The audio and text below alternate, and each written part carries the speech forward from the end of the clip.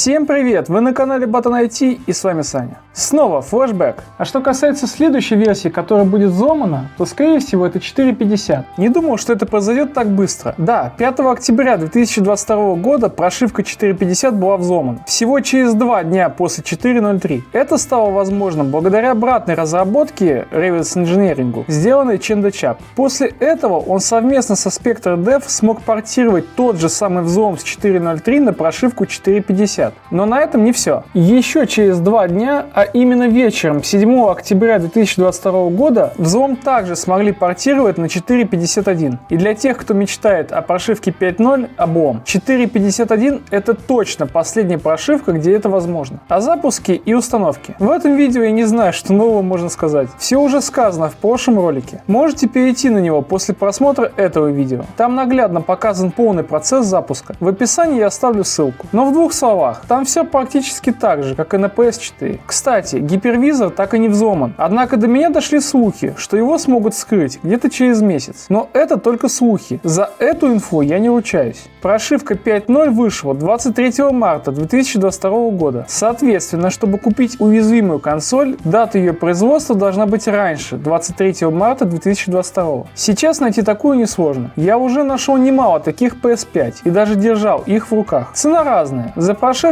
несколько дней вы прислали мне 1456 рублей донатами. Как и обещал, показываю героев в этом ролике. Огромное вам человеческое спасибо. Однако это не все. 4 октября Slayers Govi сделал возможным прием пейлоудеров PS5 с помощью взлома BDG от VFO 0. Все просто. ISO-образ записывается на Blu-ray диск и далее он вставляется в PS5. Консоль его считывает и открывает доступ проброса пейлоудера в порт 9019. Одним из первых пейлоудов по традиции стал запуск FTP сервера. Пейлоудер, естественно, пробрасывается с ПК, причем той же программой, что использовалась и для PS4. После этого на PS5 появляются данные для входа. И все. Мы имеем полный доступ к файлам на внутреннем SSD. Можем делать с ними все что угодно. Но есть один нюанс. Это работает только на прошивке 4.03. Поэтому эта версия остается самой уязвимой. И лучше не обновляйтесь на 4.50. Кстати, с помощью этого метода даже удалось посмотреть игровые данные цифровых версий игр на SSD консоли. И во многом это отвечает комментаторам, которые под новостями пишут, мол, отчеты HackerOne это все туфта. Взлома нет, расходимся. Вот вам наглядное применение этих достижений. События последних дней развивались очень стремительно. Это самый большой прорыв на сцене PS5. Если будет создан обход гипервизора, то PS5 сможет запускать те же самые образы игр от PS4, что есть сейчас, а также дампы игр PS5. Ну и еще PS2 игры. И самое важное, это homebrew программы. Пиратство — это плохо, а вот творчество разработчика в виде собственного кода — это искусство. Мне нравится эта тема с самого детства, и я надеюсь как можно быстрее погрузиться в тему тестов достижений сцены PS5. Надеюсь, вы мне в этом поможете. Спасибо за поддержку, дорогие зрители.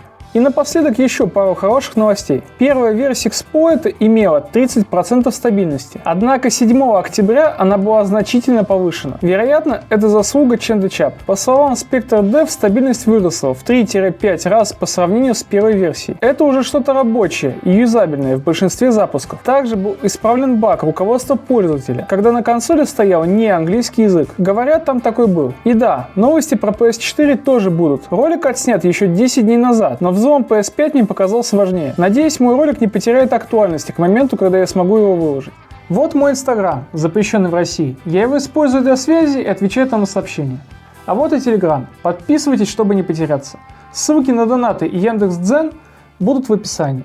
И как всегда, спасибо за просмотр. Подписывайтесь на канал, ставьте лайки. До свидания.